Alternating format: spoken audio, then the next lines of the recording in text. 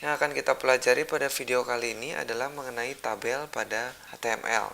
Tabel pada HTML digunakan untuk menampilkan data yang tabular, sama seperti jika kalian membuat tabel di Microsoft Word atau Microsoft Excel. Contohnya, jika kalian ingin membuat seperti anggaran biaya, menampilkan skor untuk sebuah kompetisi, membuat kalender, dan lain-lain. Jangan menggunakan tabel nanti untuk membuat layout halaman, terutama jika nanti kalian sudah belajar mengenai CSS.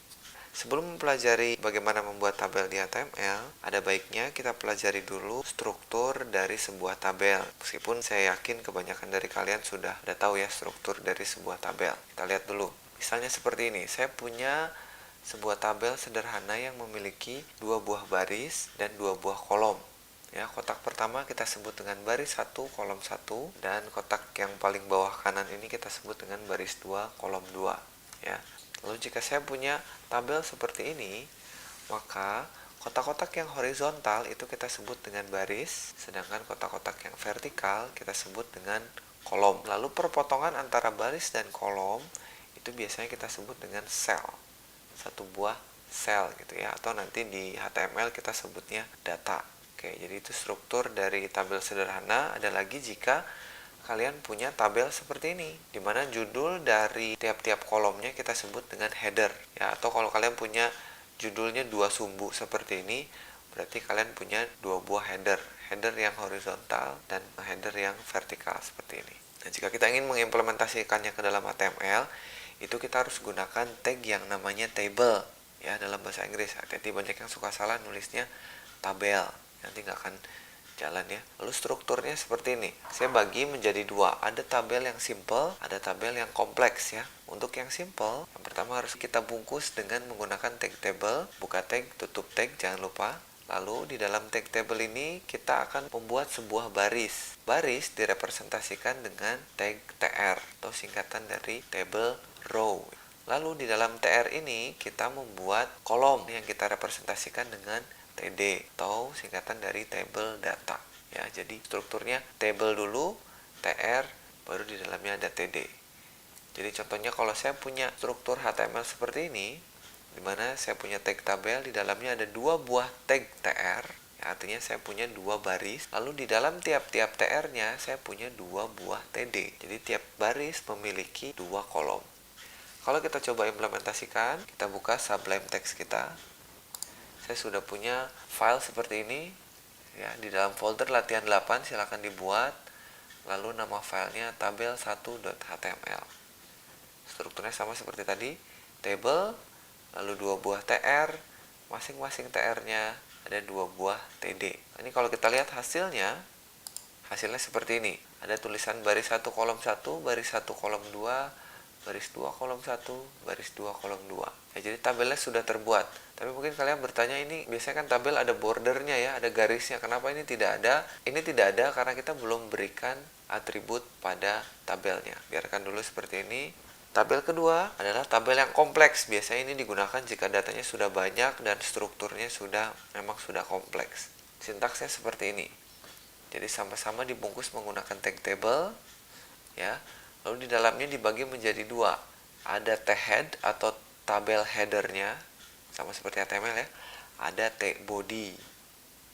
Lalu dalam t-head ini sama menggunakan tr untuk membuat baris. Bedanya, kalau tadi kita pakai td, sekarang kita pakainya th atau table headernya. Ya, jadi ini sama-sama menyimpan data, tapi HTML-nya sudah membaca dia sebagai header. Ya, jadi karena HTML itu untuk menampilkan struktur halaman atau konten ya, jadi harus mudah dibaca oleh manusia maupun oleh browser ya. Jadi kalau ini browsernya membacanya ada head, ada body. Headnya punya 3 buah kolom, 1 baris, lalu bodinya punya 2 buah baris dan masing-masing barisnya 3 kolom. Di bodinya kalau kalian lihat, kolom pertama tiap-tiap baris itu juga th. Jadi ini artinya hasilnya ya, ini header, hasilnya itu membuat header dalam 2 sumbu ya. Tidak harus seperti ini, tapi kalau kalian mau membuat tabel dengan 2 sumbu header, maka gunakan sintaks yang tadi. Ya, yang akan kita gunakan adalah yang pertama.